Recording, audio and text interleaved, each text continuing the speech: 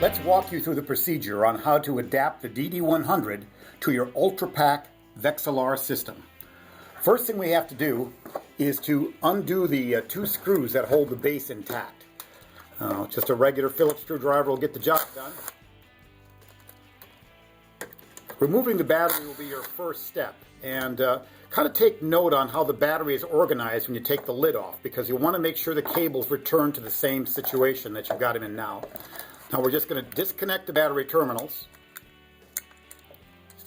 and set the battery on the side. Now notice how the cables are wrapped around the battery standoffs and how everything is organized. All right.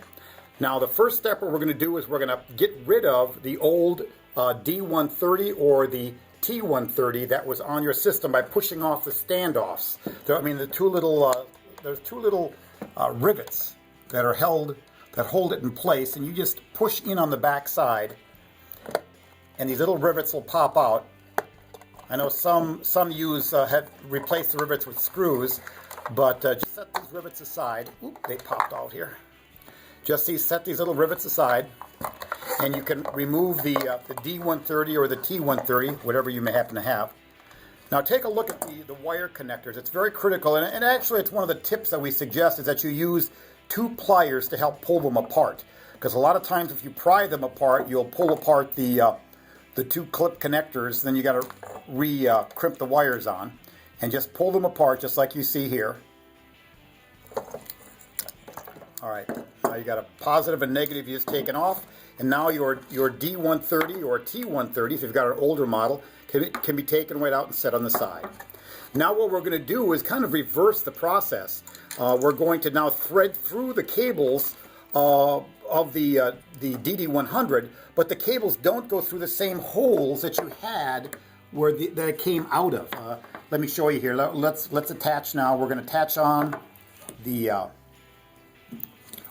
First thing here, we got to. What we see here, there's a little extra spade connector on the side there and we're going to just bend that baby off. You won't need that for this application. It's designed for the ProPack systems. Now what we're going to do is let's get those little plastic rivets back on. And what we use is just a nice needle nose pair of pliers. And grab the little clippers here on the end like that. And you're just going to position it underneath here, line them up, and push, and use the push pins to lock it back in place just like that. It's not that difficult to do as long as you got good lighting and a good pair of needle nose.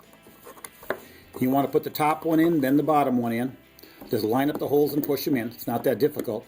Now here's a little bit different though. You're going to have to understand that you're going to run up the main power cable. There's only one cable now that runs into your system, and it's the red power cord, and it goes up through the top and it goes down the main cable access hole in the top there of the box, just like that. And now you have the positive lead comes through just like you see here. No big deal there. Now this is the little bit tricky part. Remember those connectors that you just disconnected. Remember, keep the battery leads separate. The battery leads are staying out to the side. Those were connected to the batteries. Those just went to the the D-130s or the T-130. You just disconnected those. Simple process here. You just take the red positive and connect it to the red positive spade connector, just like that. Squeeze it in completely. And that's all there is to it. The black terminal remains unused. And now all we do is reverse the procedure to make sure the cables are wrapped around the battery standoffs, because the last thing you want is the battery being crimped against one of those wires, so it could cut or damage the wire. And so now we reattach the wire, the battery. Notice the battery's on the right side like you see here, and of course red goes to positive, black goes to negative. We have to make sure we tell people that, because a lot of times they connect them wrong.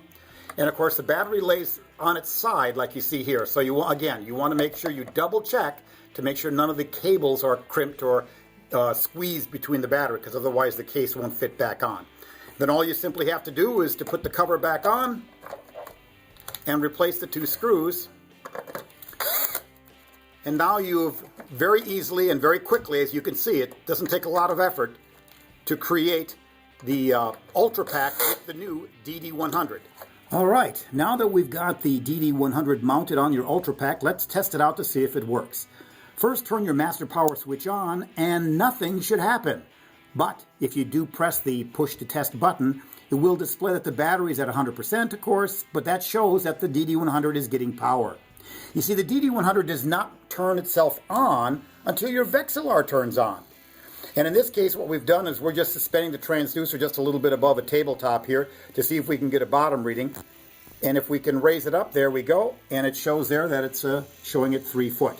The DD-100 does not work in depths of 3 foot or less, so you'll want to suspend it at least, probably 1.5 feet above the tabletop to check it out.